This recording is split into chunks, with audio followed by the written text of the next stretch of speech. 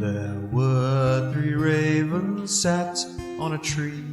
Down a down, hey, down a down. They were as black as they might be with a down. One of them said to his mate, "Where shall we our breakfast take? With a down, derry, derry, derry, down, down." Welcome to Local Legends, a series of interviews from the Three Ravens podcast with remarkable people who have singular perspectives on England's folklore, heritage and historic counties. My name's Martin Vaux, and today I'm speaking with James Wright. Though a long-time resident of Nottinghamshire and a genuine expert in its historic buildings and folklore, James was born in Staffordshire and has been involved with the world of archaeology for over 20 years. Following his graduation from the Department of Archaeology at the University of Nottingham, he began his career working for Trent and Peak Archaeology. He then retrained as a conservation stonemason under the master mason Mark Stafford and became an archaeological and historic buildings assistant at Nottinghamshire County Council, running the Castles of Nottinghamshire project for 6 years.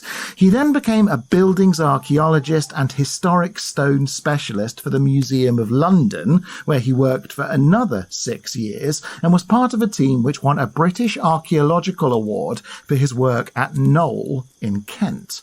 James then returned to the University of Nottingham as a doctoral researcher funded by the Arts and Humanities Research Council and earned a collaborative doctoral award with the National Trust for his work on Tattersall Castle in Lincolnshire.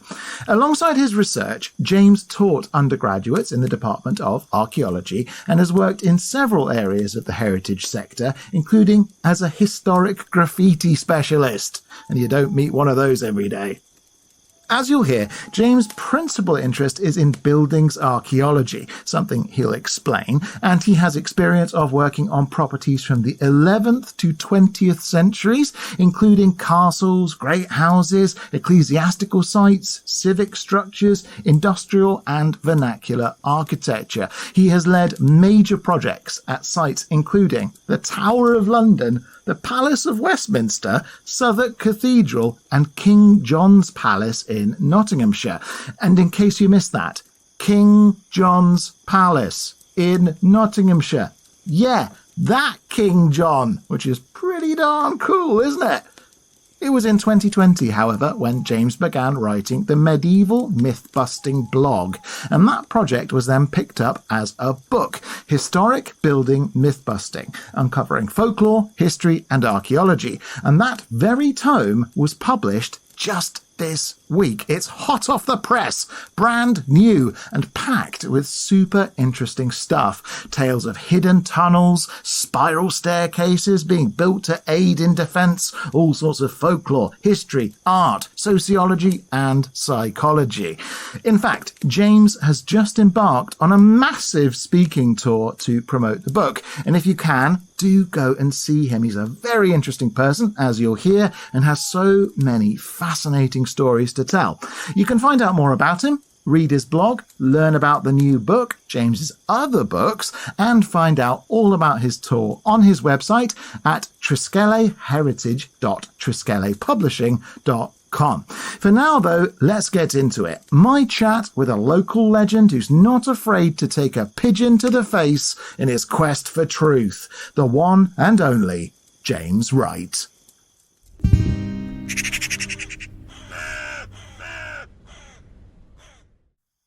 So, James, you're an archaeologist, which I think is one of those jobs children dream of, particularly those who grew up on Indiana Jones and Lara Croft Tomb Raider. But you specialise in medieval and early modern architecture, which begs the question.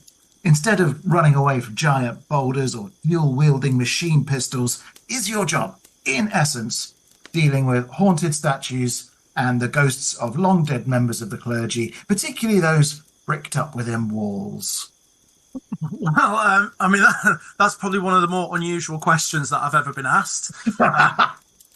I suppose to many people that element of archaeology, the whole Indiana Jones running away from giant boulders and secret passages with spring-loaded traps, etc., is exactly what they think probably happens. Most people are going to be somewhat disappointed by the bland reality of what we do, which is very evidence-led, scientific-led explorations of the human material culture, which doesn't often involve secret passages or running away from boulders, I'm afraid. The nearest I've had to that is maybe a pigeon flying into my head. Well, that's hectic. That can be no laughing matter, particularly when it's unexpected. It was unexpected. I was in a post-medieval roof structure in Worcestershire right at the beginning of the pandemic, so it was a bit of a weird environment anyway. It was all a bit 28 days later. I'd taken a train ride out into rural Worcestershire, which all the way from Nottingham didn't have a single person on it. And it felt very, very odd. I then walked through this, what appeared to be an abandoned small market town, didn't see an entire person, then spent an entire day in a semi-derelict, ruined farmhouse, recording the architecture, making notes and observations, taking photographs as I normally would, but I hadn't seen an entire person all day. And then right at the very end of the day, up in the roof structure, looking at all of the rafters and the purlins and all of the other bits and pieces up there, and had found this really interesting element, which was a piece of what appeared to be candle writing, where people in the past, probably 17th, 18th century, had been writing using soot in the plaster of this particular roof structure. And that's pretty unusual to find these things anywhere. But also, it was probably related to an attempt to charm away evil spirits. It was a kind of a cipher, and it was probably put there by one of the cunning folk, who are these semi-professional wizards or magicians, if you like. So it is starting to get a little bit arcane and a little bit esoteric and spooky, and I am really fascinated by that element, how people protected their houses from the things that went bump in the night in the past. And I've spent a lot of my career looking at that, but just as I pressed my camera shutter release, I disturbed a pigeon and it flew out of a hidden part of the roof straight into the side of my head. So if you kind of consider what had been happening that day, I'd taken the kind of day of the Triffids 28 days later train. I'd walked through an abandoned market town. It was in the middle of a pandemic. I hadn't seen a person all day. I'm in a ruined farmhouse, or a derelict farmhouse. And then I found this amazing cipher, which is connected to kind of white magic in the 17th century. And then a pigeon's flown out at my head. I pretty much decided at that moment that the day was over and it really was time to go home. As it was, because of the weird nature of the day, I was phoning my wife every hour to make sure that she knew I was alive, and the pigeon was just the end for me. But unfortunately, it's not quite as exciting or romantic or any of those things than the aspects that you've mentioned, the members of the dead clergy being bricked up. I've never found one of those. Well, but interesting about the bird and the candle writing and cunning folk, because one figure of Nottinghamshire folklore is the Wizard of Lincoln. And the Wizard of Lincoln was famously known to transform himself into birds. So who knows, James? That pigeon may not have actually been a pigeon at all. That's all I'm saying. I'm just going to leave that one there for you. Quite what the Wizard of Lincoln was doing in Worcestershire in 2020 is another matter entirely. Yeah, okay, details. I suppose what you're saying really is that that's your job, isn't it? Details. Yeah, details is very much part of it, but it's also seeing broader pictures and trends as well. One of the aspects of buildings archaeology, which is what I do look at, I look at buildings as artifacts, buildings as objects, is that we are quite often able to tie it down to either historic periods or historic events, or quite often, not always, specific individuals. So in many respects, buildings archaeology is quite different to much more regular field archaeology, where you might be looking at something which is so far into the deep past, into prehistory, that it's impossible to actually point to a specific individual. But when we are dealing with structures as objects, I like to sort of, in a very facetious way, say that the smallest object I will deal with is a cottage, and it has to have a roof on it. But when we are dealing with these buildings, sometimes we can actually complement the archaeological observations of the physical culture by actually looking at the history and looking at the people that have lived there or worked there or had some involvement in those buildings. And so there is an element of the personal, of the details, as well as looking at those sort of broader stretches of time to say, okay, we don't know who the architect of this building was because it's just that little further back in time, or because it wasn't an elite building, or we can even say that we don't know the person that lived there, but we can say something of what their lives were about. And as you say, details and looking at broad trends can actually complement one another and actually help us to essentially tell the story of a property. Fascinating. It's such an interesting place to have ended up in as a career. And I'm particularly interested in the ways in which you've developed this expertise in folklore and myths related to built environments. But first of all, how the heck did you end up where you are? And which came first, a love of buildings or a love of stories? Both. I'm interested in the story that a building can tell, and I'm equally interested in the stories that can be told about a building as well. So I've been doing this for 25 years professionally now, and prior to that, I was in education.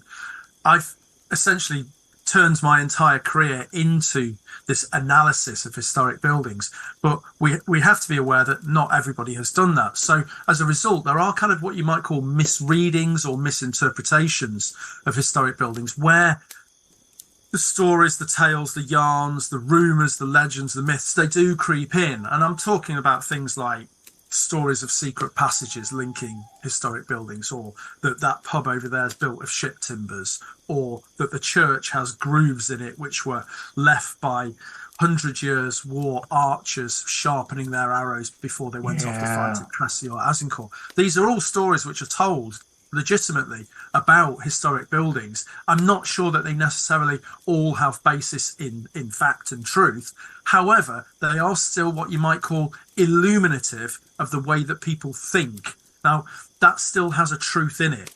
The folklore can tell you about how a society or a community or both consider their buildings, what stories are important. Now, I grew up listening to stories of secret passages from my hometown in Staffordshire. I'm not actually from Nottinghamshire, and I know we're talking about Nottinghamshire, but I've lived here since 1996. So, most of my life actually, and certainly most of my adult life has been here. But I grew up in a town in Staffordshire, and we heard these stories of secret passages, then moving to Nottinghamshire and encountering similar stories, and then living in London for a bit, living in Dorset for a bit, and actually encountering these secret passage stories wherever I went.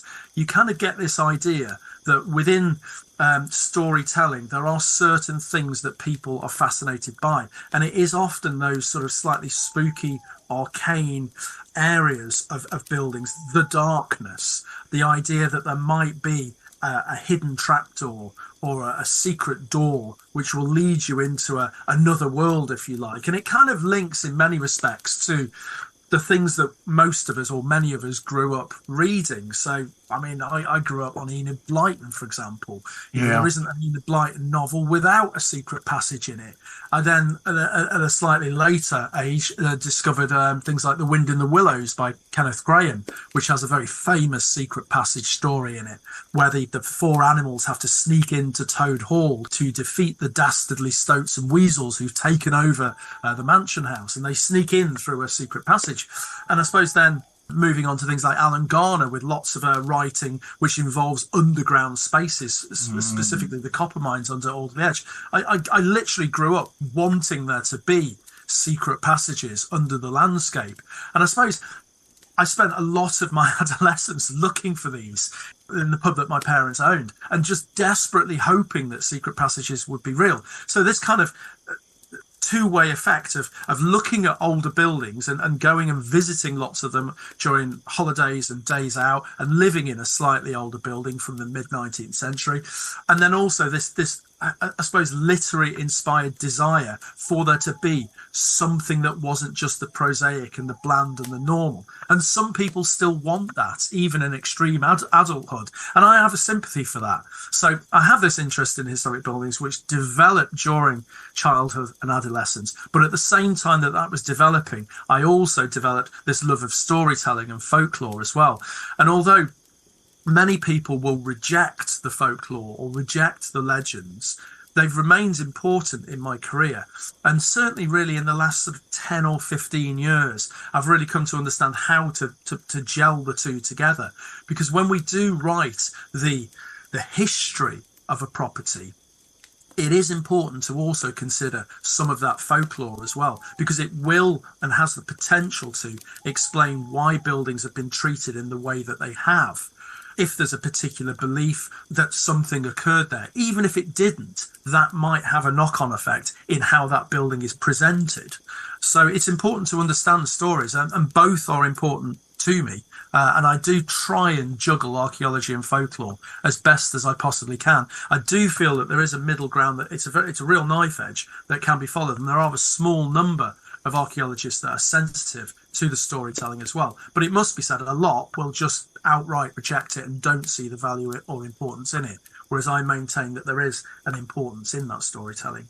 Well, going back to the idea of secret passageways, one of the things that's so appealing about the notion of a secret passageway or the notion of a hidden room or a lost tunnel is it lives in the imagination, first of all, that's evocative, but also the argument can always be, it's just because you haven't found it. It's not that it doesn't exist. It's just behind a panel you haven't thought to look. There's some cunning mechanism if you knock on that the right number of times, or slide that thing sideways or whatever it might be. And I think we all want that bit of a hidden world and hidden magic and things to be there beyond what we can see. And I think that is just the way the human brain works, in that we know we can't understand the whole world. So it's nice to have that reinforced for us. There's enough magic and weirdness out there in life. It's nice to be able to go, yeah, see, that's weird, isn't it? However, I do have to also bring in the very hard-headed archaeological approaches as well. Namely, when someone points at a blocked door in a historic building and says to me, that's where the secret passage runs off 10 miles across the landscape to the ruined abbey that we also know about. And by the way, did you see the blocked door over there?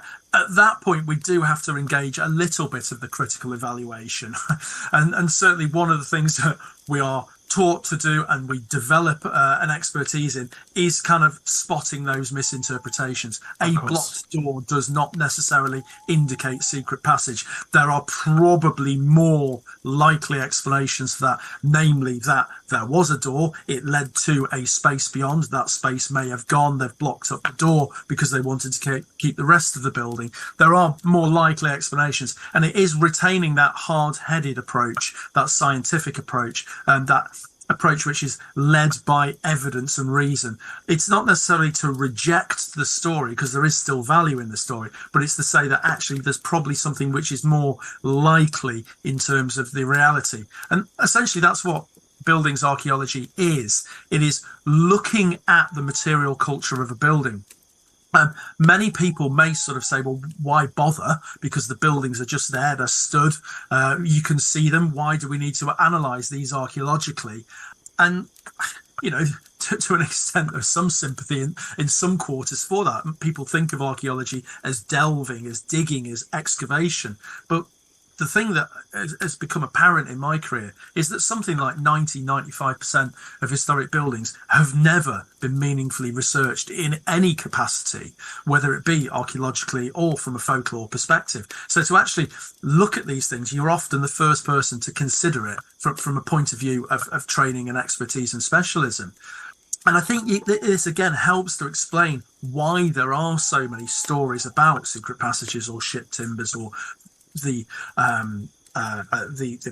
devil's door in a church, which is where they say that the church has a blocked up door because it was once there for allowing pagans to get into church at the very, very early period, and subsequently is blocked up. Looking at these misinterpretations, you can quite easily see how they come to the fore, because most people are simply not experts, and most buildings have not been looked at in a meaningful sense. So it's been quite difficult to sort of put the truths and realities across. And essentially, it's this kind of tension between storytelling and history and archaeology, which has led me to write this book over the last few years, which is called Historic Building Mythbusting. And it's an attempt to look at the stories, to see if they are, in a sense, truthful, to see if those commonly believed and repeated tales are based in reality, and if they aren't, to offer truths for what those features might be. Using the example of the blocked door earlier, it's simply saying why this is blocked, how it came to be blocked, rather than sort of making that leap in the dark to say, oh, it's a secret passage, but also to try and explain why such storytelling is so popular. It's not necessarily to completely discount it. It's to actually say, well, it is important. Lots of people do talk about it. It's written down. It's on the internet. It's in newspapers. It's reported in television programs. There's clearly an interest in it, but why? Where does that come from? And it's making observations such as the tremendous cultural importance of the hidden, the arcane, the esoteric in the form of things like secret passages in either literature or filmmaking or in the deep dark past in poetry or stories from the medieval and potentially even beyond, where secret passages, hidden tunnels have been incorporated. You can get a sense of this in, for example, the Mabinogion, the Welsh myth cycle, which every time someone goes to the other world, they always go into a hidden passage, for example. So again, it's relating to that idea that people want there to be something more in the world. I also think that there's an element of it which is perhaps connected to the tarnishing and trashing of the Catholic reputation in the post-medieval dissolution after the Reformation, because a lot of these underground tunnels are said to connect religious or ecclesiastical buildings of the Catholic period, whether that be a monastery, a church, a cathedral, and quite often those buildings will be said to connect to pubs or brothels or nunneries, monks and nuns running amok in the night. And again, I think there's this element that is suggestive that those stories have grown up in the post-medieval period in reaction to the Catholic world, because those Catholics were always up to something. They must have needed a secret passage. So again, it's looking at the development of these stories, and I'm not in any way attempting to cast a sour note on the stories. If anything, I'm trying to make them even more interesting than they are by trying to get under the skin of them. So the book has just come out, which is really, really exciting. And without wanting to spoil it, because obviously we encourage everyone who listens to Three Ravens to check out the book, but have you ever actually found any secret passageways? I've found spaces that have been hidden, but they're not necessarily secret. I think there's a difference between hidden and secret. Secret implies that they have been deliberately made secretive. They've been deliberately privatized, that somebody has created them for a particular purpose which they do not want to be commonly known. Whereas something which is hidden, that can happen accidentally, or it can happen semi-deliberately. We no longer need that space. We're simply going to wall it up, or we're going to block it off. So yes, I have been involved in the discovery of things which have been hidden, but that is by nature of being an archaeologist. Of course. So this comes about in an everyday circumstance, maybe not every single day, but it is certainly more every day than for the average person. And a good example of this, and sticking with the Nottinghamshire theme, would be the Lost Castle underneath Strelly Hall, which is just on the outskirts of Nottinghamshire. It's an 18th century small mansion house, now a residence, and there's offices in there, and there's a cafe and shops and all that kind of thing. But underneath it, there is a lost courtyard castle of the mid 14th century. It's not absolutely enormous, think maybe 30 metres by 45 metres, with corner towers, stone curtain walls, a socking great moat all the way around it. Well, we've managed to piece together those bits of evidence from excavation and building survey over the last 15, 20 years, to the point where literally nobody knew that there was a castle at Strelly. in 2006 when we began looking at the site, but now we know a remarkably large amount about the site. And it is one of those things where, by complete accident, the landowner excavating to put foundations in knocked a bit of masonry, called the county council. I happened to be on the strength there, went out, had a look at it, did a small amount of excavation, had a look at the wider building complex, and realised that what we'd actually got was this mid-14th century castle, which had been constructed for this soldier and High Sheriff of Nottinghamshire MP called Sir Sampson D'Estrelli. But previously, this was completely unknown. It was more or less undocumented, and it was the archaeology that told us about it. This wasn't necessarily a secretive castle, but it was a hidden castle because it had been lost. But just to chime in again with your original question, there were underground tunnels at Strelly. There's a tunnel which stretches just over 30 metres from some 18th century cellars and goes into the basement of a medieval tower, which had been repurposed as something like a coal store or maybe an ice house. And the tunnels are there, but they are 18th century and they're entirely prosaic. They are access tunnels as part of the service wing of the house. So this is all about food and access to food and storage of food, and then bringing it up into the house for usage. So I'm not saying that tunnels don't exist. They absolutely do, but they're maybe not as exciting and secretive as many of the stories. So again, we have to be careful of that interplay of the word hidden and secret. Things can be hidden. We find them archaeologically. Are they necessarily secret? That's another layer that you would have to look at. That's more of an interpretation. Yeah, of course. I mean, as Eleanor and I have wandered around the country and talked about different folk tales and folklore from different areas, your point about Catholicism is a highly salient one. And the reason that I started this conversation with that mention of members of the clergy being bricked up in walls is just about every town, certainly county town, it feels like you go to, there is the ghost of a monk and or the ghost of a nun. And very often this monk and this nun were lovers, and ... they were almost always bricked up in a wall. Yeah. Almost always.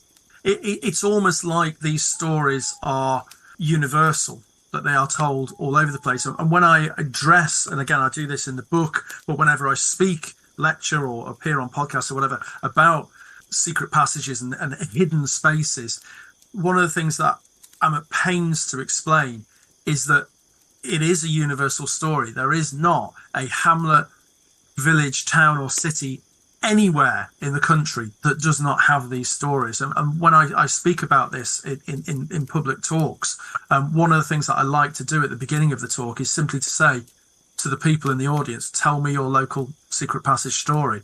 And they never fail. There is always one. And it will always link these two prominent buildings. And there may often be this extra layer of storytelling, whether it be smugglers' tunnels or monks or nuns or in the case of Nottingham, for example, we have the service passage, which links Brewhouse Yard to the Upper Bailey of Nottingham Castle. And it's the secret passage which the young Edward III is said to have crept in the middle of the night in 1330 to arrest Roger Mortimer, the presumed lover of Edward's mother, to kind of reclaim Edward's power over the nation.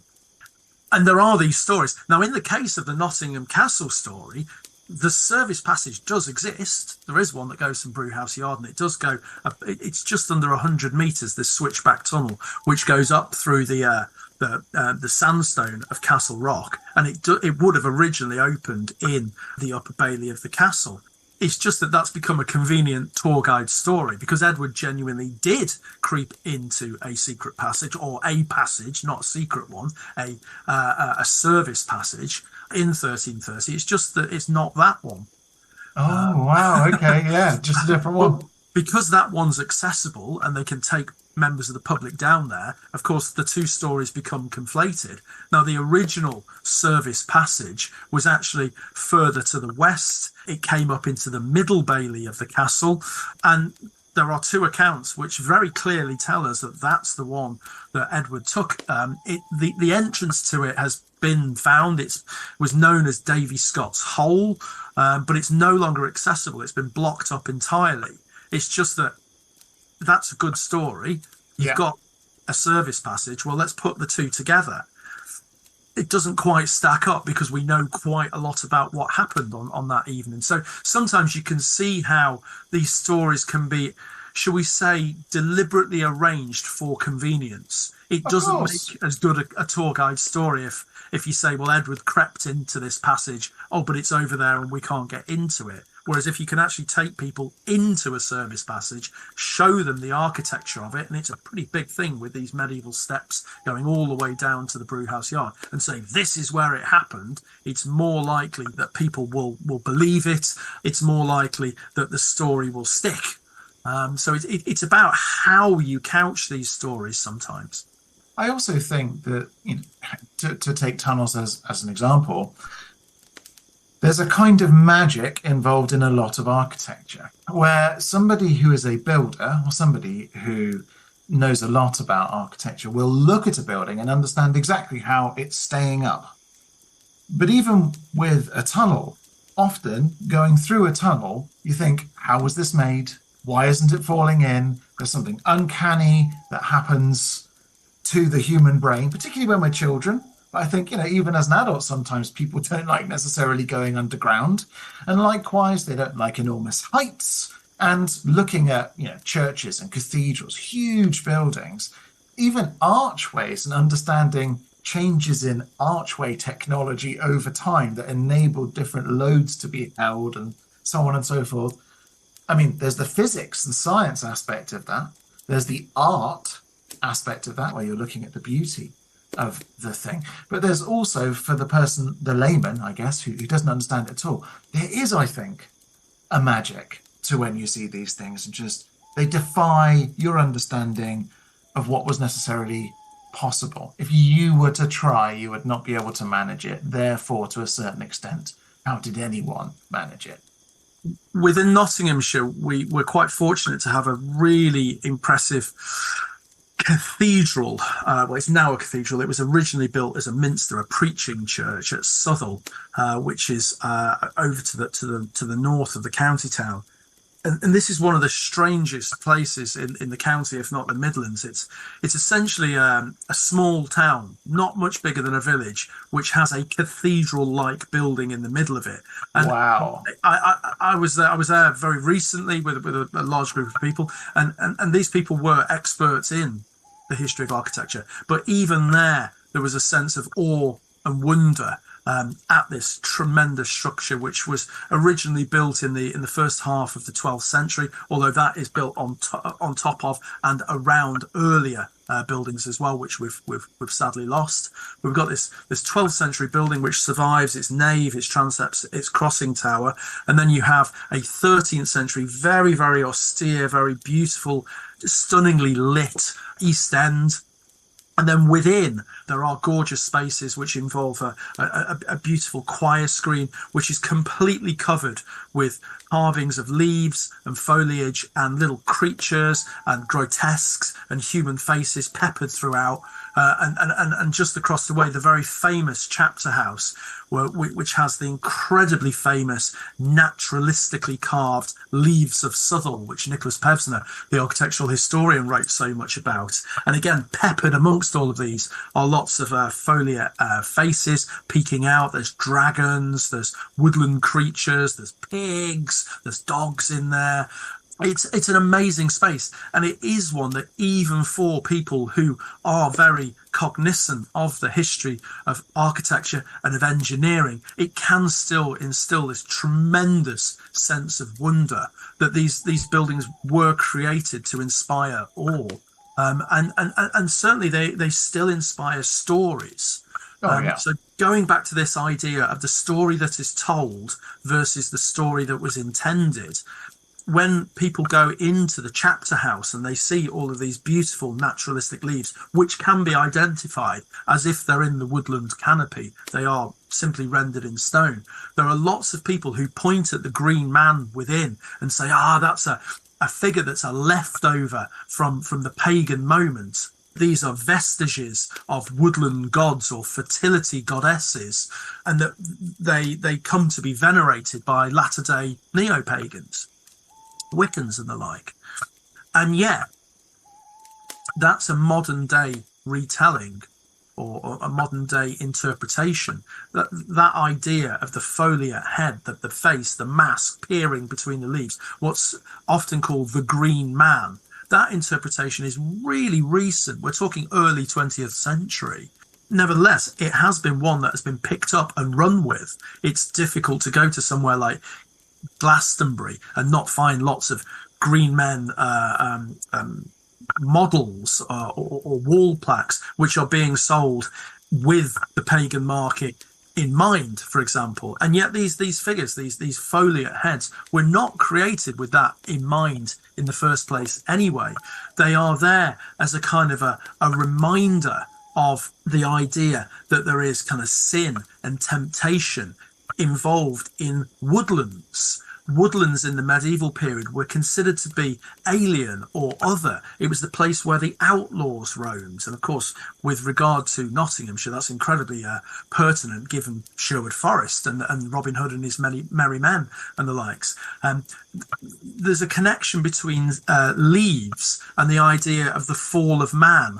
So leaves fall every autumn because they are as inconstant as man is. Man fell from grace, so the leaves do as well. And of course, when man fell from grace and his accomplice women, they hid their genitals with leaves. It's what they used to cover their nakedness. So there is this inherent connection between leaves in the medieval mind and sin and temptation and evil. And so that actually these beautiful foliate carvings with people's faces peering from within in the chapter house at Southwell are really a reminder to lead the good Christian life. It's about taking you to that very dark place, the place of sin and temptation and evil, and reminding you, exposing you to that, so that essentially you have this very beatific response to it and become the good Christian by taking yourself to the dark place of temptation, which is kind of analogous to Christ going off to the desert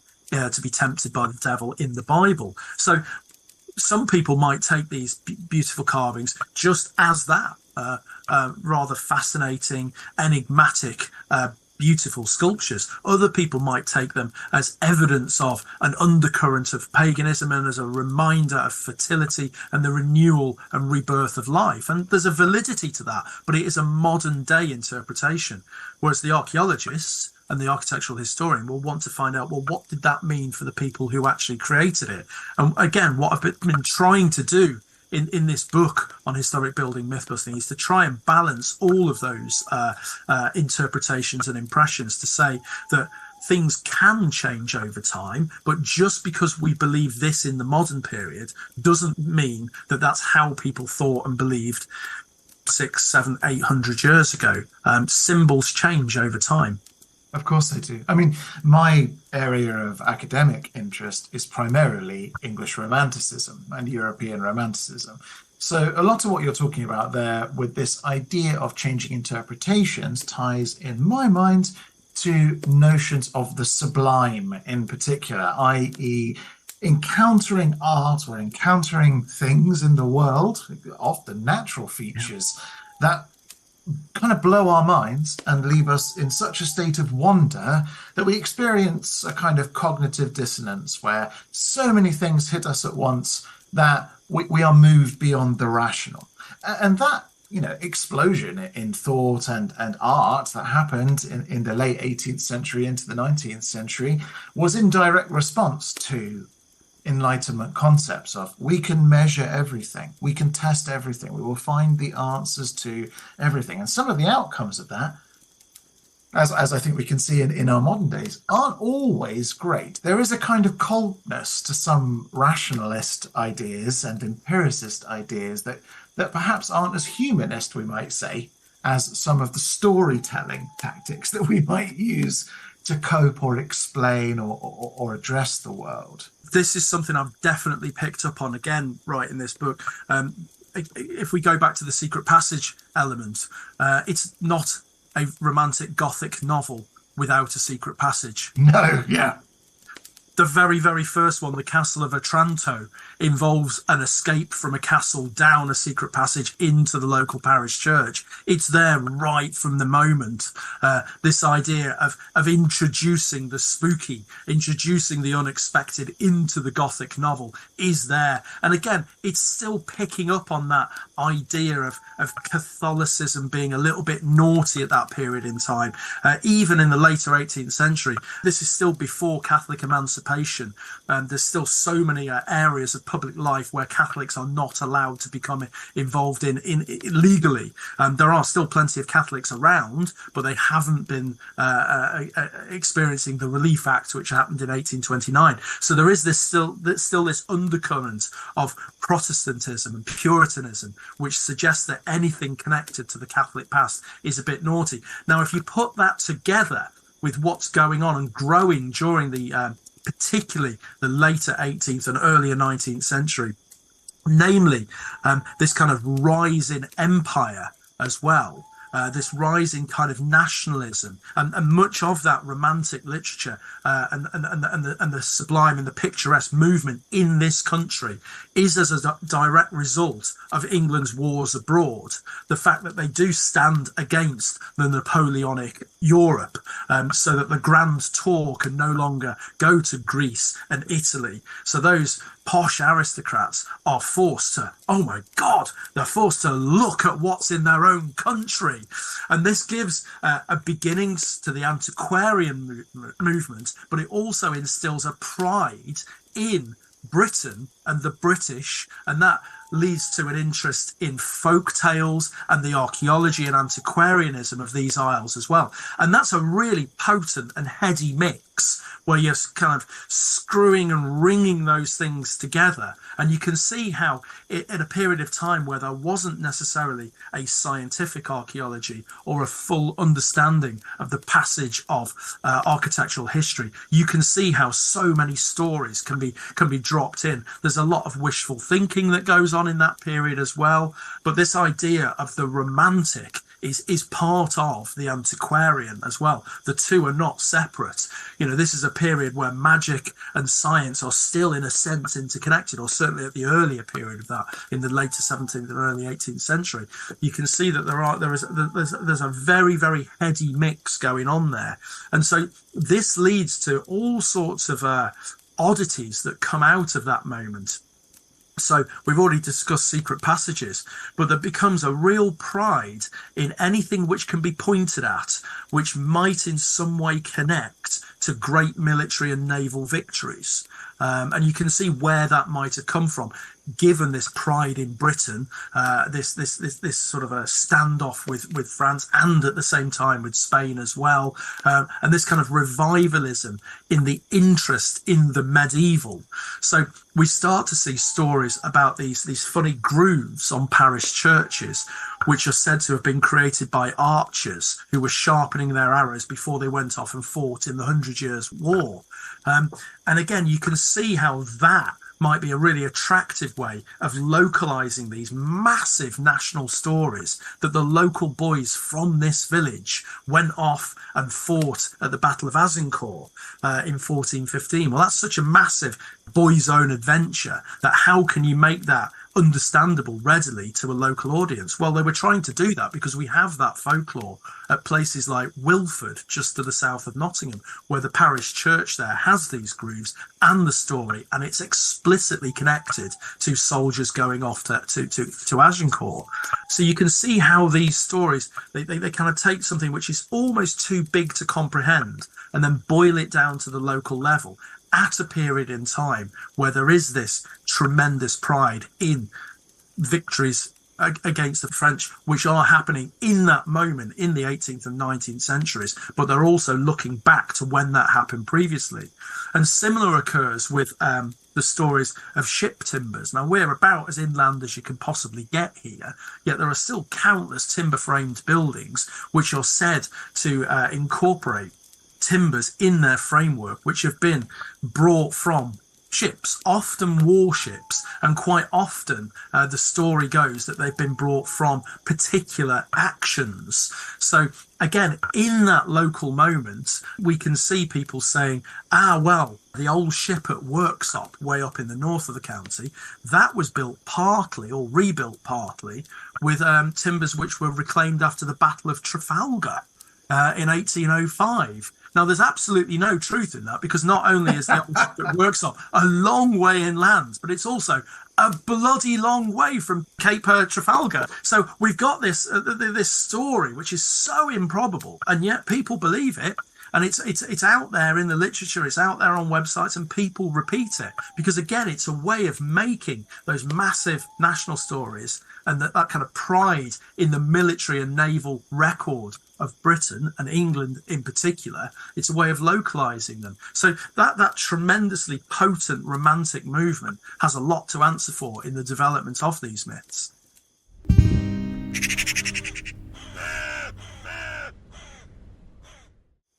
But when you talk about Nottinghamshire, though, as you say, you're a resident of the county.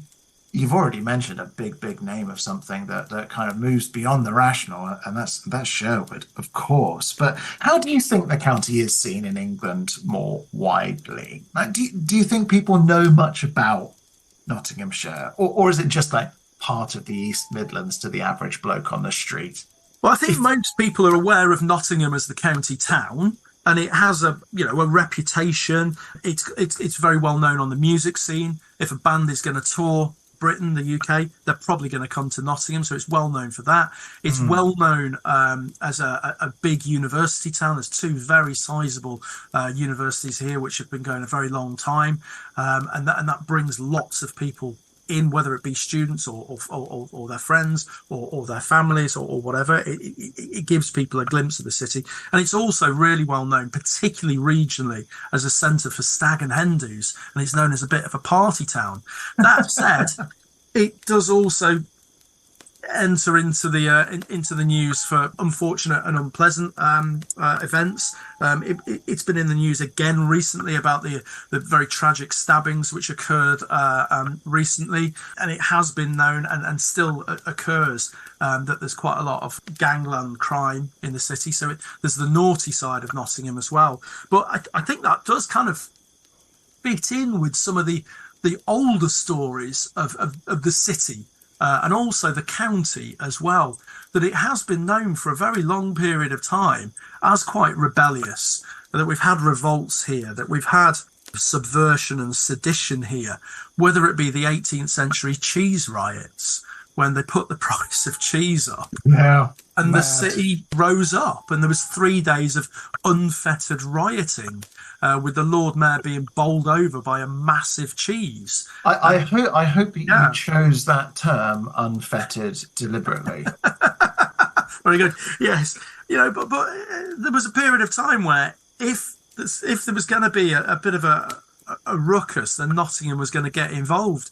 In the 1830s, when there was a move to expand the vote to more citizens of a male variety, as women still had to wait another 100 years or so for that. There was the Reform Act riots, which left Nottingham Castle a gaunt and burnt out shell. So again, the people of Nottingham were particularly feisty. It was well known for this. And of course, that again links back to this idea of Robin Hood and standing your ground. But again, in the literature that's come out of the region and from the wider region of Nottingham as well, some of the authors that Nottinghamshire has become rightly world famous for include people like D.H. Lawrence. And of course, there was the very famous mid-20th century court case as to whether Lawrence should even be in print, mainly on the grounds of the explicitly sexual nature of much of his writing, or whether it be going back a bit further. And again, someone who had a real reputation as quite the Lothario was Lord Byron. I can see. I'm looking at your screen here, and I can see that you've got several texts on Byron right behind your right shoulder. Yeah, he's pretty much my little preoccupation. I mean, I'm very interested in the Romantics generally, but Byron is one of those figures where, he's a son of Nottinghamshire to a certain extent, but almost unwittingly so. Yeah, you can go and see the house where he spent his teenage years, or where he would have come home from holiday at school in Southall, on the Burgage Green there, and you can see it from the outside. You can't get in; it's a private residence, but you can visit Newstead Abbey, which is just in the centre of Sherwood Forest, which is a tourist destination. Very it's kind of romantic ex-monastery, which was turned into a country house, but much of the monastery survives. And this is, of course, where he spent a bit of his adult life as well. And his famous dog Bosun is buried in the grounds. And there's a poem by Byron on the tomb. He unfortunately had to sell the estate due to crippling debts. He sure did. Yeah. He wasn't very sensible with money, ultimately, no. Lord Byron. But, I mean, even coming into that estate in the first place almost hit him like a total surprise. He grew up in relative poverty until suddenly he discovered he was the last remaining heir to this huge title and chunk of land that wasn't doing very well financially. And he had coal fields he was trying to sell as well. And he died in phenomenal debt. But that's not the part of the Byron story that people are interested in, if you know what I mean. So a bit like when it comes to any of these studies of anything, whether it's buildings or people emphasize the salacious or the intriguing part. And they'll put aside the idea that everywhere Byron went, he promised people he would pay them. Yeah. And never did. He caused chaos and misery everywhere he went, really. And that idea of poverty as well has just reminded me of another Nottinghamshire author that people will potentially be familiar with, or if not his books, then possibly film adaptations, is Sillitoe, Alan Sillitoe, who was one of the angry young men of the mid-20th century, wrote that very famous novel, Saturday Night, Sunday Morning, which is a proper working class novel, which tells the very sort of brass tacks story of a lad on the cusp of adulthood, coming out of these very working class streets. He works in a factory. It's all set in a very hyper real landscape. He gets into all sorts of scrapes, a bit like Byron. He does a fair amount of shagging, which gets himself into quite a lot of trouble. He gets beaten up for his philandering ways. And at the end of the novel, we've seen the Saturday night, the good times. The end of the novel is the Sunday morning, the come down, that very sort of real moment where he finds out that he's going to be a dad and he's got to become an adult man and actually live up to his responsibilities. So we've got all sorts of tales coming out of the city, and there's the very famous film adaptation starring Albert Finney of that novel, which is actually all filmed in the streets around where I live. Tremendous film. Tremendous. Yeah, film. Absolutely brilliant. So I think that's sort of probably what people know, really. It's probably Nottingham rather than Nottinghamshire, people are familiar with. But there are pockets around places like Newstead Abbey, which people may be familiar with, and of course Sherwood Forest, which Newstead is part of.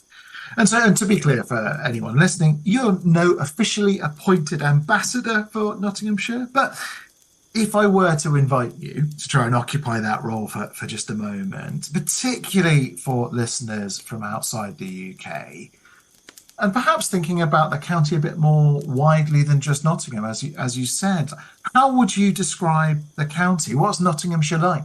I think if we take that historically, that might be a good way of looking at it and kind of break it down. Because I do think that the kind of the historic land divisions of Nottinghamshire are still quite present with us to this day, and it affects community and culture in quite significant ways. So historically, we have historically and even today as well, we have the River Trent running through about the lower third of the county is divided off by the River Trent. And that was historically really the dividing line between the north and south of England, and I think still is. So we're squarely in the Midlands, and we do have our own identity in the Midlands, but most people are thinking of north and south. Well, the north and south really begins with the Trent. It was reputed by the old county archaeologist for Nottinghamshire, Mike Bishop. And I'm not quite sure how truthful this is, so this might be me doing a bit of my own storytelling, hence I'm blaming Mike for it. But Mike told us this story many, many times. that I think it was either Henry I or Henry II, so it's in that 12th century period, used to double the bodyguard of the royal retinue whenever they crossed the Trent, because that was into what Mike used to say was bandit country. And I think, though, that there is an element of truth there, because to the south of the Trent, it's quite lush farming. There's some quite rich villages down there. There's a lot of money to the south of the Trent. There's also the alabaster quarries in the medieval period, which leads to gypsum mines in the modern period. So there's a lot of that going on. There's a lot of money washing around to the south of the river.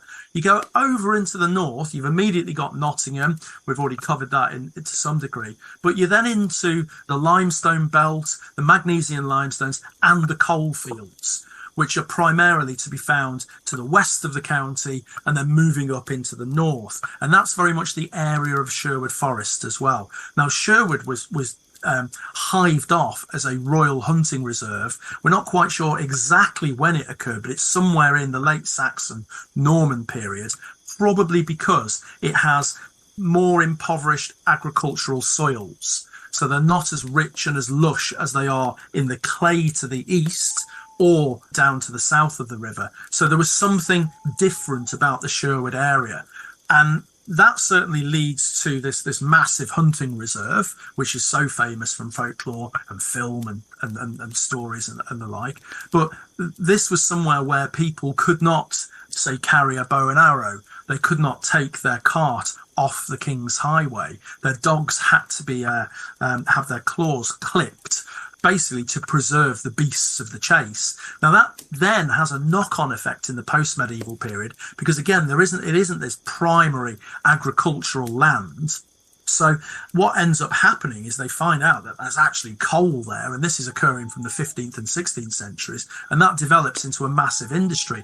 But again, that is an industry which is very much being run by and for the elites. And so you've got a very sort of hard-bitten working class there as well. And of course, the rug is massively pulled out from them in the mid-80s as a result of the closure of so many of those pits. So culturally, that part of the county to the north and to the west is very different to what's going on to the east and the south. And those differences are still very, very apparent to this day.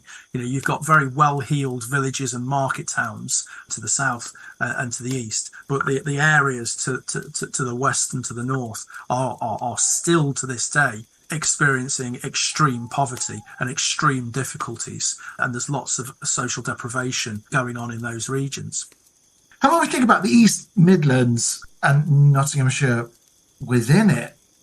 I mean, are there things that we could identify about Nottinghamshire specifically that make it distinct? Is it Robin Hood? Is that the thing that people think of as distinct about Nottinghamshire? Because in most cases, traditions and customs and stories, all of these things bleed across county borders. You talked about tunnels being everywhere, but I'm interested to hear different opinions.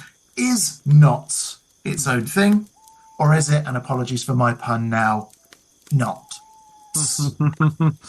Well, I think obviously we're not an island to ourselves, that we do have quite close connections to the counties around us. There's tremendous rivalry with Derby and Derbyshire, for example, but nevertheless, when you move into the settlements and communities closer to those borders, they're more like each other than not. So there is obviously bleed through. There's all sorts of stories and all sorts of folklore and traditions which one could point to. Some are very tangible. I've mentioned some of those earlier, such as the ship timbers and the arrow stones, which have left a physical trace. There are others which are more kind of formal. So, for example, there's rather a lot in Nottinghamshire, but also particularly within the more southerly counties and easterly counties of the East Midlands, of what might call extraordinarily rude carvings on parish churches. Oh yeah, they might, yeah, and particularly to the south of the river. Again, culturally, you can see those differences to the north and south of the river, but what's going on to the south is much more connected to Lincolnshire, Northamptonshire, and Leicestershire. And there are these carvings on parish churches, which are showing sort of mooning men bending over and showing their posteriors, or waving their tackle around, or bending over to loll out their tongue to pleasure themselves with. There's all sorts of incredibly odd carvings which people have told stories about, and the story is usually that the stonemason responsible for the construction of the church had been in some way disenfranchised, so they've been insulted by the bishop, or been refused payment by the priest, and this was their big cosmic joke on the church. These anti-establishment stonemasons who'd not been paid properly put up these enormous carvings which are seen as a burlesque or as a satire, and for many years this was the explanation for rather a lot of carvings which are like this.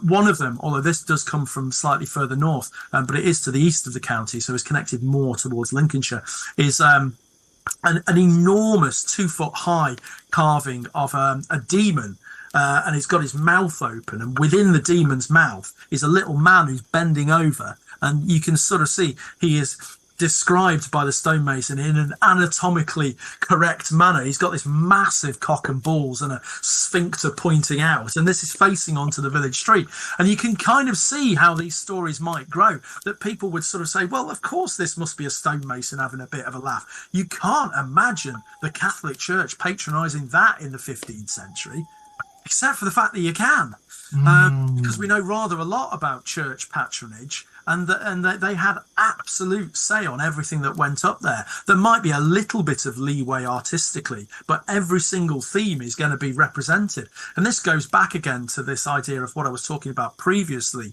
with the stone carving at Southwell Minster. There they were very subtly referencing sin and temptation. Well, here you've got a demon who's literally consuming the naughty boy on the village street. And this is sort of soft teaching, really. This is using Chaucerian humour. If you think of the language of Geoffrey Chaucer, it's always farting, and there's also bum jokes and dick and fart jokes and all that kind of thing. It's all there in Chaucer. Well, this is it in stone. But what you do is you say, don't be the naughty boy who runs around on Laxton High Street after too much beer of a Saturday night. Don't be like him pulling his trousers down, because the devil will come and get you. Well, it's better that you can have a bit of a laugh at a stone sculpture than being hectored from the pulpit by the priest. And again, it's this idea of taking yourself towards temptation in order to receive enlightenment. So there is very tangible stories which are being told, but also I think there is the more intangible folklore within the county, or folk tradition. I mean, one of the things would be the dialect itself. That still does survive in a very recognisable manner. Anybody who comes to the Nottinghamshire region and is greeted is almost certainly if they're greeted by a local, is almost certainly going to encounter the phrase "Hey up me duck." That will come across, and that does stretch slightly beyond the county boundary, but it's specifically known. And there's lots of other dialect phrases as well. So we've kind of got that folk tradition of the way that people speak. And that does survive in all sorts of ways. So to give a tangible reference to that intangibility, I mentioned Strelly Hall previously, the lost castle that we discovered in the 2000s. Well, there's a tomb in the adjacent church to one of the Strelly family, a chap called John de Strelly, who died in 1501. And on his tomb, all of the iconography means something. And there are these stars which have been carved on the jambs of the tomb.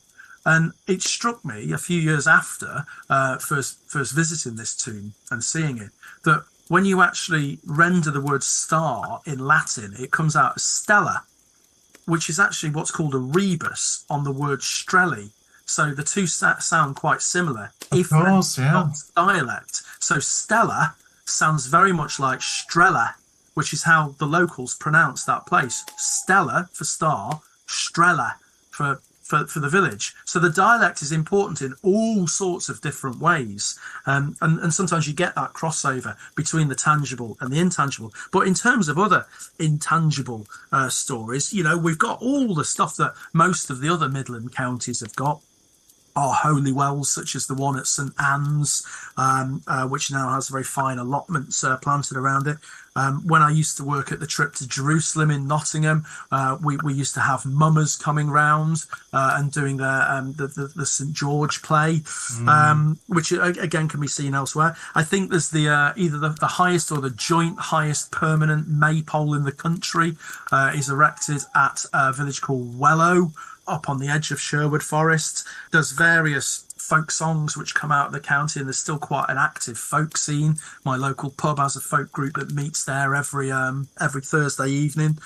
There are also some of the traditions which are maybe not enacted but are known about from antiquarian literature, such as the Shrovetide Games, which occurred on a number of the castle sites in the county, including that at Egmonton Hill and East Bridgeford, where there would be children's games held on the Motte and Baileys, that they were still a focus for folk traditions within, if not living memory, but within the period of time where people were writing about these things. So again, like many areas, there's similarities, and there's this mix of intangible and tangible folk traditions. Well, yeah, likewise. I mean, there's the famous Goose Fair in Nottinghamshire, which has been running for many, many, many, many, many years. I think seven centuries or something like that. And there are other Goose Fairs, but yours is a special Goose Fair. Yeah, it's special these days, mainly for the tremendous amounts of violence that kicks off every Goose Fair weekend. I went once in 1996, the year I moved to Nottinghamshire, and I'm afraid I'm not going back. It's not my thing. But it did start off life literally as a fair for the sale of geese. Yep. They would be driven often from Derbyshire for sale, and there would be this enormous essentially marketplace for the geese. Now it's a big old fun fair essentially, which has remarkable amounts of teenage angst and violence connected with it. I imagine it also did 700 years ago. Yeah. I'm just going to put that out there. I think you're probably correct.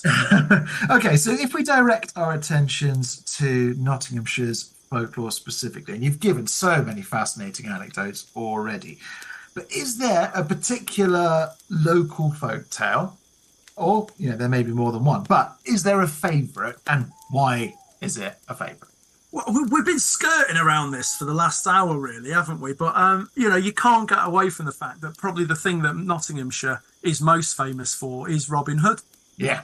And the Merry Men and Guy of Gisborne and the Sheriff of Nottingham and Richard and John and the like. It's tremendously popular folk tale, which still yields numerous film adaptations, TV shows, all sorts of versions. It's still a tremendously popular story. You can kind of see why. Maybe it comes in waves. We're living in this awful cost of living crisis at the moment, where we're seeing the rich get richer and the poor get poorer. And you can kind of see why Robin Hood, who steals from the rich and gives to the poor, might be a popular figure, not just in Nottinghamshire, but worldwide. And certainly it's popular worldwide. I mean, look at the very famous Disney adaptation, which was made with the Robin played by the Whistling Fox, for example. But it continued to be popular, whether it be Prince of Thieves in the 90s, the more recent Russell Crowe adaptation in the 2010s. I can't remember. I haven't seen the most recent film and TV versions of it.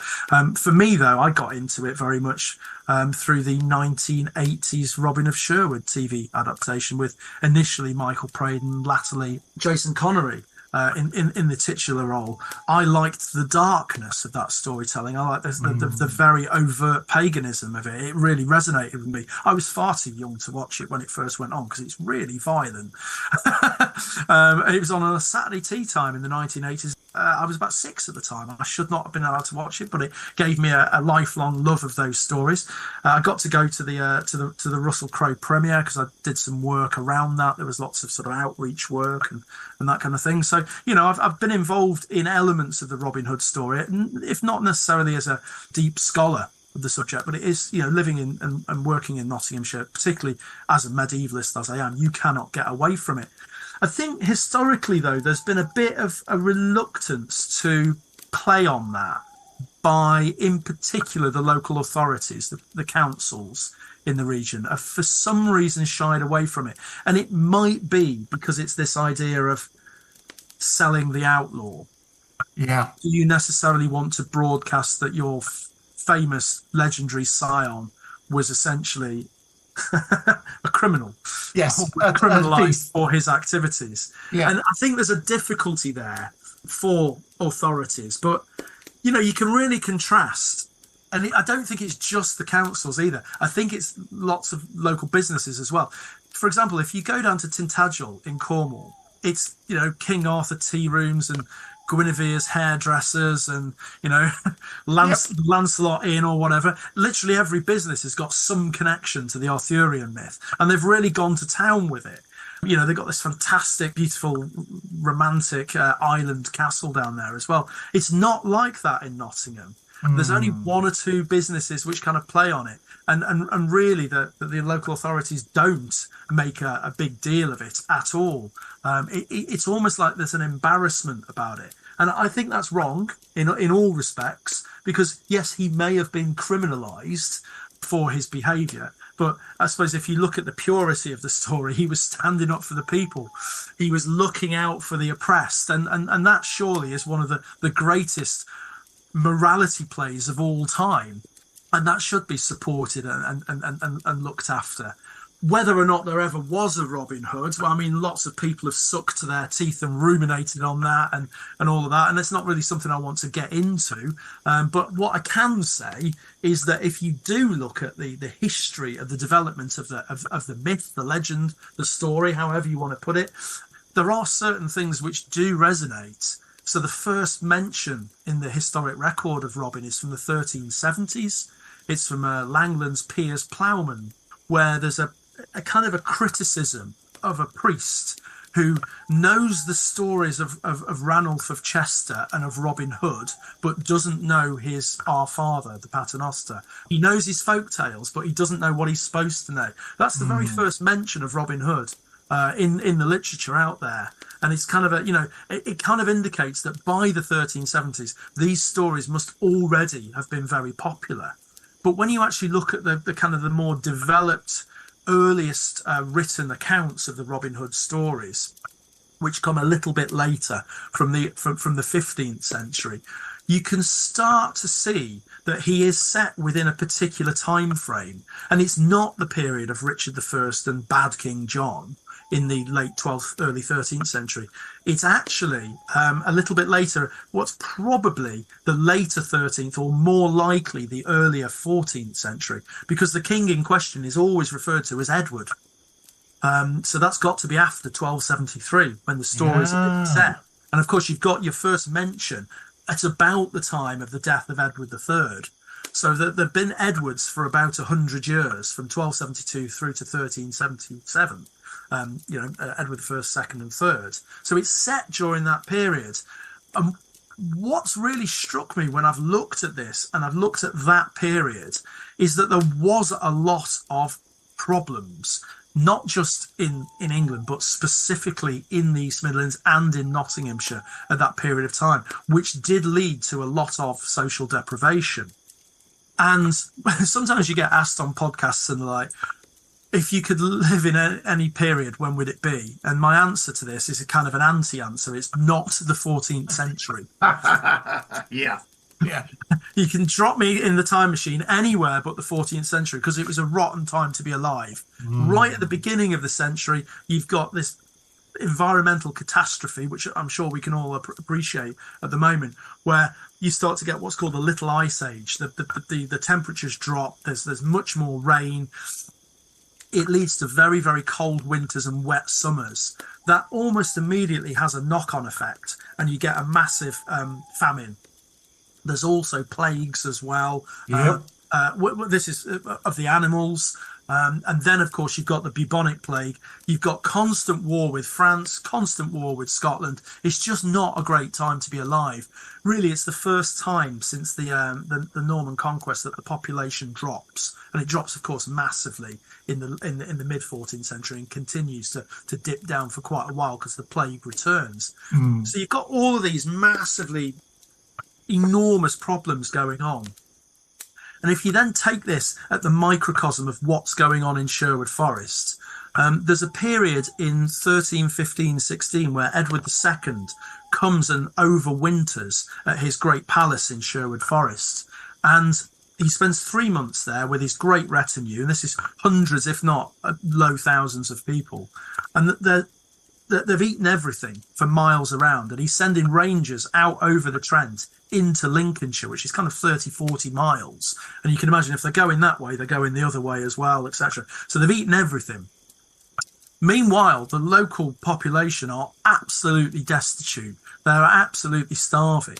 And what Edward does is he's so worried about this that he builds himself a fortified farm, basically to create food for the household, which he's kind of batting off the locals away from. That's why it's fortified. And it's also kind of a bolt hole for him as well. His palace isn't fortified, but this fortified farm is. So he's got somewhere to run to because he's having this sort of Barney with his cousin Thomas of Lancaster. So it's all going wrong in this 1410s, early 1420s period. And what happens is very curious, is that the local population keep coming up to Edward anytime he's in Sherwood Forest, and they're putting in petitions saying, look, we're dying out here. You've taken 300 acres of our land off us for this farm. We haven't got food. We've had our cattle forcibly taken off us. We're no longer allowed rights to what's called husband and haybut, which is where you can take firewood and building wood from the forest. That's gone. There's all sorts of problems at a critical moment. And you sort of look at this and you think, well, that sounds like the kind of the pressure cooker environment that a Robin Hood might emerge from. And whether or not there was a character that was Robin Hood is another matter entirely. But you can see why those stories might start to become popular in that early to mid 14th century period, so that by the end of the century, they're able to be incorporated in Piers Plowman saying, well, you know, this priest didn't know he's our father, but he did know about Robin Hood, because by that period they've garnered such popularity. So that's kind of my take on the Robin Hood story, that there were these problems in Sherwood, and you can see how they might be seen as being universal problems, and why the stories of the reaction to those problems, even if it's entirely imaginative, might become popular. Well, I think that there's always going to be that dynamic, isn't there, between those in power and those in not, those who have and those who don't. And the story in its core essence is repeated elsewhere. The number of heroes who theoretically are noble and then retreat to the wild, and from the wild come into civilization, often in disguise, to take from those who shouldn't have. I mean, that appears from Alfred the Great right the way through to Edric the Wild, to, you know, the Cambridgeshire Fens, to, you know, it's all over the place. But I think Robin Hood is the one that has become the most famous, in the same way that everyone has a King Arthur. And you know, every part of the country has their King Arthur. Often they do call him King Arthur, but nonetheless, there's a similar notion to that idea of that hero. Yeah, I think also that Robin probably stands head and shoulders above the rest of them in the popular imagination, because there is that element of the you might call him the ethical outlaw. He robs the rich, he gives the poor, which many other outlaw anti-heroes, such as whether it be Jesse James, Billy the Kid, Ned Kelly of the 19th or even 20th century, where you see the kind of the rise in popularity in gangsters, for example, with Al Capone or you know. So strange to me. It's always been so strange. They're so violent. Yeah. The real bad boys. They are popular, but Robin Hood will always have more attention than any of them, and I think he's because he's the ethical outlaw. Anyway, I live with Robin Hood around me all of the time. There's many Robin Hood reenactors and impersonators and all that kind of thing all over. So it is there, but it's kind of subverted because it's not supported by authority in Nottinghamshire. It's almost as if those in power, for some reason. So, yeah, well, we can let everyone else finish the end of that joke. Don't need to go any further with that, do you? Okay, James. So I think we could probably talk for many, many hours, both about Nottinghamshire and your work more generally. And hopefully we will speak again before too long. But I have 3 final questions for you. Go for it. The first one is, if someone was planning to visit Nottinghamshire, Which place or places would you say they absolutely have to visit and why? And obviously get yourself out and have a look at Sherwood. The National Nature Reserve, which is run by the RSPB, is extremely attractive, well-managed natural landscape. It's got an attempt at regenerating natural Sherwood, which was oak interspersed with heathland. And, it's a tremendous wildlife resource. I would recommend, if you want the kind of the medieval experience, going and looking at maybe Newark, which has a very fine medieval castle, a very fine medieval church, and lots of late medieval timber frame buildings. If you were to come into Nottingham, you might want to take a look at the castle, which doesn't necessarily have much of its medieval infrastructure standing, but it does have an incredibly important 17th century palace, which went on to influence many other buildings, and I think including Chatsworth. Well worth a look. Also, if you were coming into Nottingham, go and do the famous old pubs crawl. There's 3 pubs which all vie with each other to be the oldest in the city. There's the Bell, there's the Salutation, and the Trip. The Trip even claims to be the oldest in the country, dating to 1189. Which it is not. I've written about this, quite a lot in my book. It's actually a 17th century building. And the Bell is probably the oldest, which is a mid-15th century building, which was a pub by the 1630s.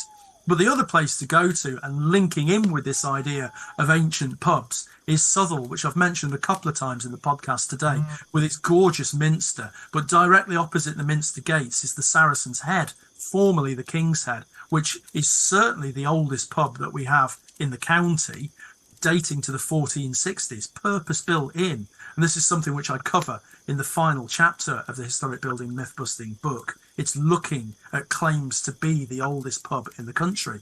Well, the Saracen's Head has been there since the 1460s, and it's one of about a dozen buildings which were built as pubs which predate 1500. So actually, it's not the oldest in the country, certainly the oldest in the county, but it has a claim to be one of the oldest in the United Kingdom. So worth a look out there. So Sherwood Forest, Newark, Nottingham and Southall would be my go-tos. Yeah. Fascinating. And again, by James's book, everyone. Super interesting.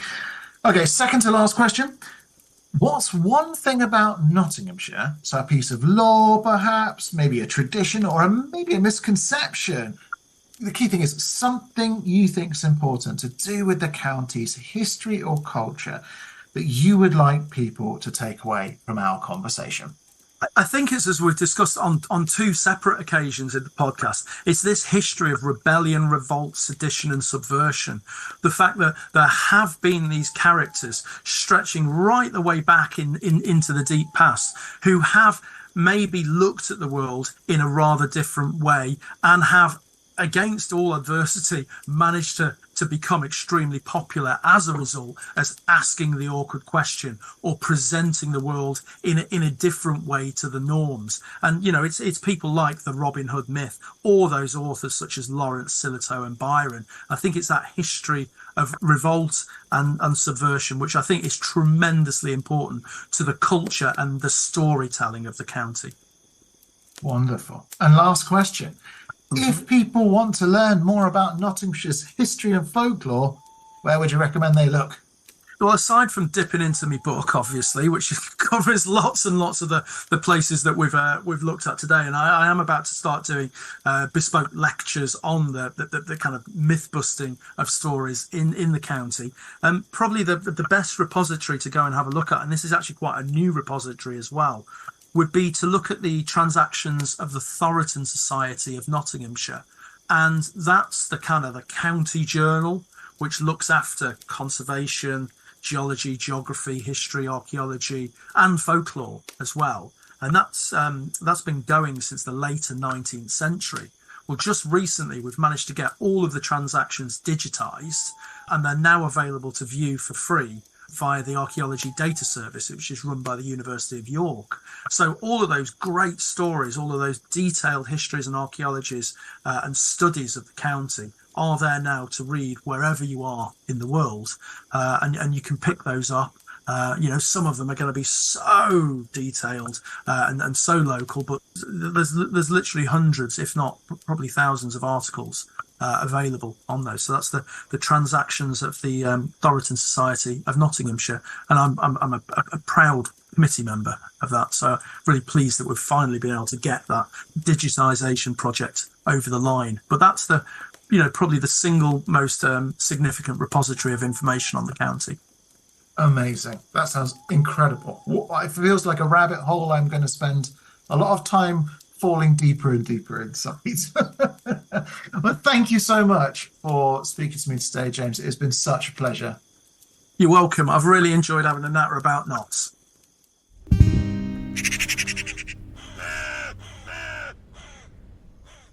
And there we are, James Wright, a man whose love of myths and folklore bubbles over in wonderful ways. Because yes, of course, let's respect the science. Let's bust some myths here and there, sure. But there's nothing quite like a great story, as everybody knows. We'll, of course, be back on Monday with an all-new episode. This time, Eleanor is taking us back to Oxfordshire and telling a tale of love, loss, and lashings of arsenic. And next Thursday, our all-new Something Wicked bonus episode will also be about an infamous poisoner, the 16th century sorceress and mass murderer in the court of King Louis XIV of France, La Voisin. Then, next Saturday's episode of Local Legends will be an interview with Oxfordshire local and beloved podcaster David Crowther, him off the history of England. It's a cracking conversation and very funny, as any History of England listener might expect. So do be sure to give it a listen. As always, if you have 5 minutes, please do review Three Ravens wherever you listen. Check the website for merchandise and expanded information about our episodes at threeravenspodcast.com. Email us your local folklore or entries to the Three Ravens Ghost Story Writing Competition at threeravenspodcast@gmail.com. 3,000 words maximum, please, and make them good and spooky. And do join us in all the usual places on social media. Facebook.com/Three Ravens Podcast, Instagram at Three Ravens Podcast, and on Twitter at Three Ravens Pod. And to chat with other lovely Three Ravens listeners, please join the Three Ravens Podcast group on Facebook. Of course, to support the podcast and unlock a ton of exclusive content, as well as ad-free listening, sign up to our Patreon at patreon.com/Three Ravens Podcast. And don't forget that you can find out more about James and his work at triskeleheritage.triskellepublishing.com. In the meantime, though, while our local legend has gone that way, we'll go this way. And remember, don't whistle until you're out of the woods. Our theme song is the traditional folk ballad Three Ravens, performed by Eleanor Conlon and Ben Harbour, and our logo is by Ollie James Dare. The Three Ravens podcast is a Rust and Stardust production, written and produced by me, Martin Vaux. Thanks for listening. God send every gentleman, such hounds, such hawks, such lean men, with a down, derry, derry, derry, down.